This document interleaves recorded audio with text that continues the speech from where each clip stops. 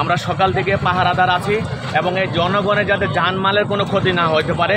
BNP যদি আন্দোলন করে, বিএনপি যদি শান্তিপূর্ণভাবে মিছিল করে, আমরা সেই মিছিলে কোনো বাধা দিচ্ছি না।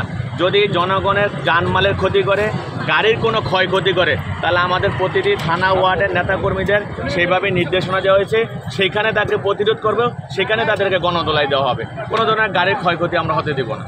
কিন্তু সমাবেশ হচ্ছে, সমাবেশে আপনাদের পাহারা দিতে হচ্ছে কেন?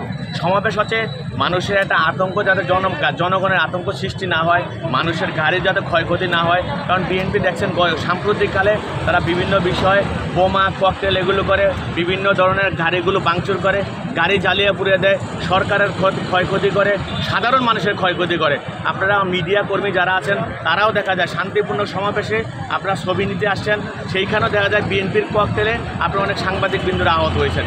এই ধরনের যাতে কোনো ধরনের হামলা করতে না পারে, জনগণের ক্ষয়ক্ষতি না করতে না পারে, সেই জন্য আমরা পাহারাদার। এর জন্য তো পুলিশ আছে, আপনাদের লাগবে কেন? পুলিশের সাথে সাথে যেহেতু বাংলাদেশ আওয়ামী লীগ একটা জনগণের দল, এটা একটা মুক্তিযুদ্ধের অন্যতম একমাত্র সংগঠন হচ্ছে বাংলাদেশ আওয়ামী লীগ। বাংলাদেশ আওয়ামী লীগ জনগণের সাথে ছিল, সবসময় জনগণের সাথেই আছে।